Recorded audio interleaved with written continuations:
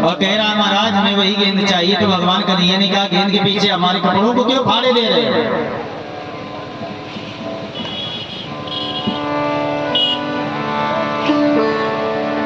कि हरि बोले ना कुछ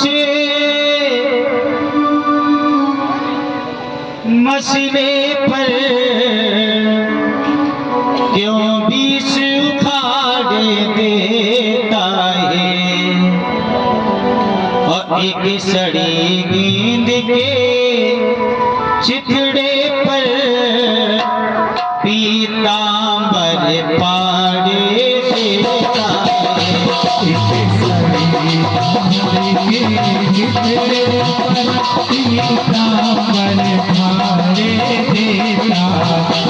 हरि बोले ना कुछ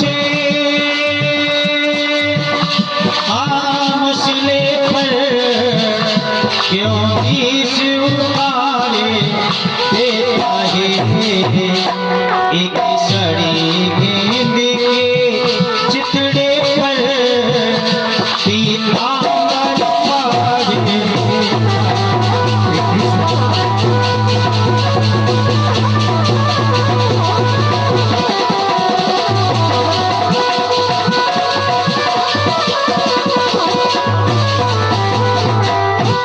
पाड़े कन्हैया ने कहा तो हम तुम्हें दूसरी गेंद देते। बोले नहीं महाराज वही चाहिए। तो बोले कालिया कुंड में कूद जाए। बोले जहाँ महाराज कल कूद रहे होता अब कूद जाओ। और कन्हैया दौड़े दौड़े कदम वृक्ष के ऊपर चढ़ गए और बोले कूदे। बोले महाराज कूद जाओ। और लगाई छलांग उसी कालिया कुंड में कूद गए। अब जितने भी ग्वाल है सब चिल्लाने लगे कि श्री दामा ये तुमने अच्छा नहीं किया। अरे जब यशोदा मैया को मालूम होगा तो तड़प तड़प करके अपने प्राण छोड़ देगी। एक दुख बुढ़ापे में देखा है अपने कन्हैया को, आज वो भी तुमने कह दिया कालिया कुंड में कूद जाओ। अभी यशोदा मैया को जब खबर मालूम होगी तो यशोदा मैया बेचारी क्या करेगी। यशोदा मैया दधि मंथन कर रही थी। दधि मंथन कर रही थी यशोदा मैया। क्या जानती थी कि मेरा लाला कन्हैया कालिया कुंड में कूद जाएगा। और तब तक एक ग्वाला दौड़ता दौड़ता आया और चिल्ला चिल्ला के कहने लगा यशोदा मैया, यशोदा मैया तुम्हारा लाला कन्हैया कालिया कुंड में कूद गया। जिस समय सुना तो जैसे एक गाय अपने बछड़े के वियोग में चिल्लाती है रभाती है, वैसी यशोदा मैया चिल्लाई कि मेरा लाला कहाँ चला गया है। ग्वाला ने कहा कालिया कुंड में कूद गया। यशोदा मैया ने सोचा कि आज तक जिसने जल पिया है वो भी कालिया कुंड से बचा नहीं है।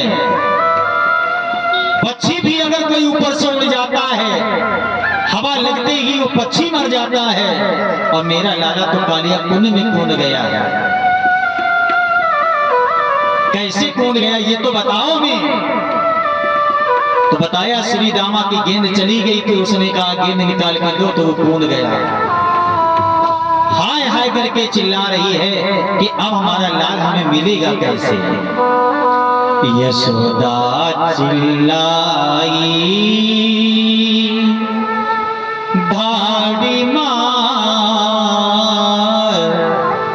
वो कुंवर कन्हैया कहाँ गया। नंद ने पीट कर मात कहा, वो कुंवर कन्हैया कहाँ गया। बाबा ने पूछा यशोदे आज तुम रो क्यों रही हो, तुम्हारी आंखों से आंसू कैसे बह रहे हैं। तो यशोदा ने बताया कि तुम्हारा लाला कन्हैया कालिया कुंड में कूद गया है। तो नंद बाबा भी अपने सर को पटक पटक के रोने लगे। एक तो बहुत दिनों के बाद अपने लाला कन्हैया को देखा, आज वो भी मेरा कन्हैया मुझसे बिछुड़ करके चला गया। उस माँ से पूछो, उस पिता से पूछो जिनके पुत्र प्रदेश में हैं, 24 घंटे याद आया करते हैं। यशोदा मैया ने कहा कि हे कोई आकर के मुझे बता दे कि मेरा लाला कहाँ पे है।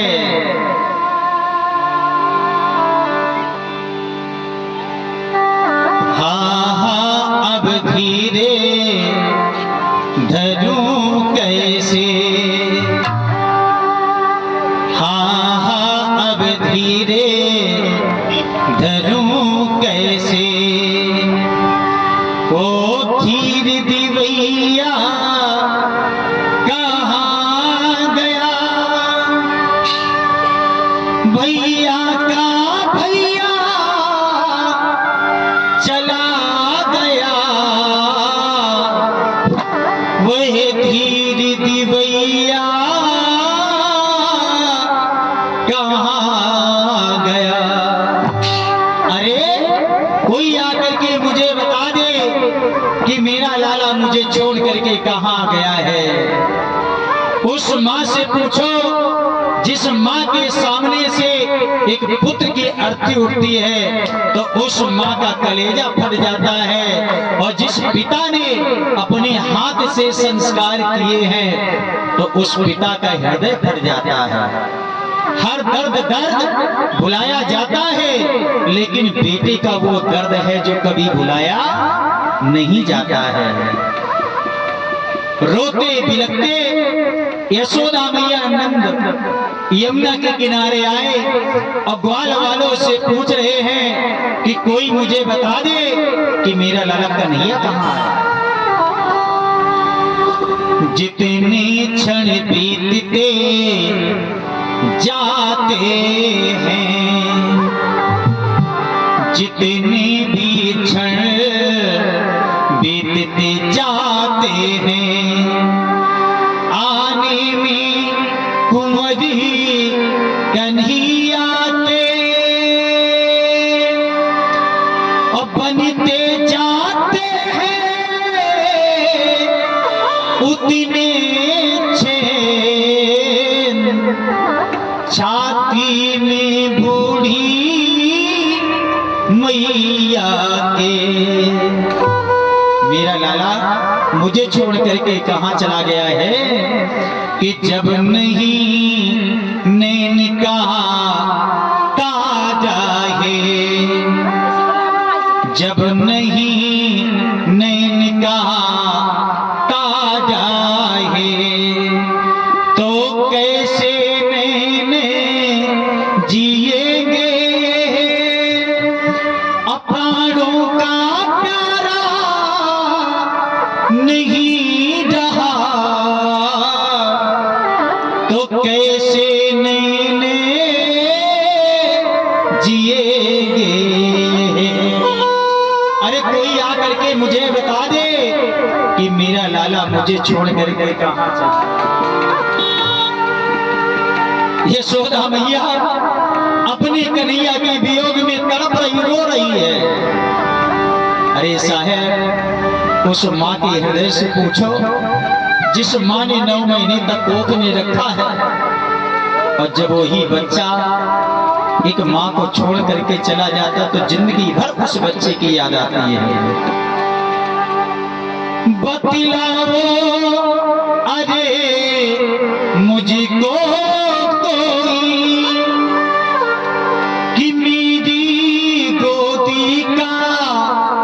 लाल कहाँ कि मीरा मोहन मीरा नंदन मीरा ब्रजी गोपाल कहाँ।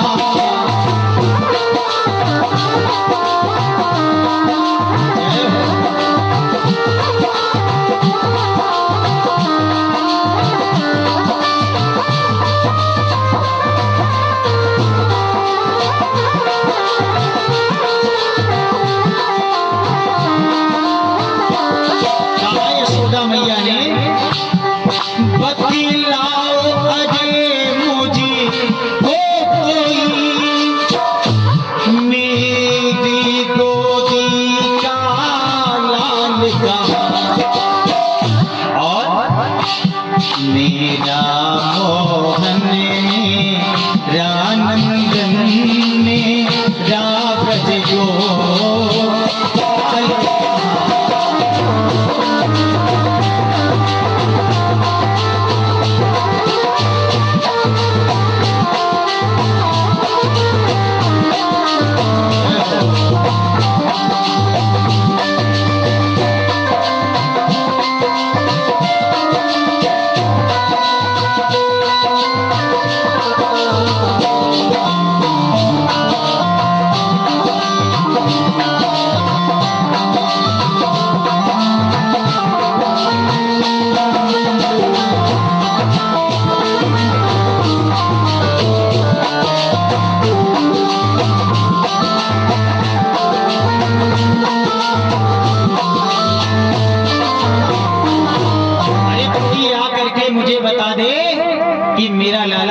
छोड़ करके कहाँ चला गया है कि माता के पहले लाल मरे,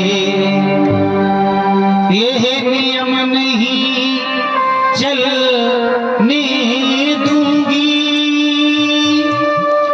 अब बूढ़ों के पहले अरे बच्चे मरे, किस तरह चिता जले नहीं दूंगी। ये कहाँ का नियम है? यशोदा मैया नंद बाबा कन्हैया के वियोग में तड़प रहे हैं, रो रहे हैं, और इधर भगवान कन्हैया जब नीचे पहुंचे तो देखा नाग पत्नियों ने कि बालक तो बड़ा सुंदर है, सुंदर सी चितवन घुंघराले बाल, देख करके जो भी देख लेता है तो मोहित हो जाता है। बेटा तुम कहाँ से आए हो? तुम चले जाओ, और कहीं अगर हमारे स्वामी जग गए तो तुम्हें खा जाएंगे, तुम्हें मार डालेंगे। कन्हैया ने कहा हम जगाने तो आए हैं, क्योंकि माँ की ममता है। कहा बेटा तुम कहाँ से आए हो?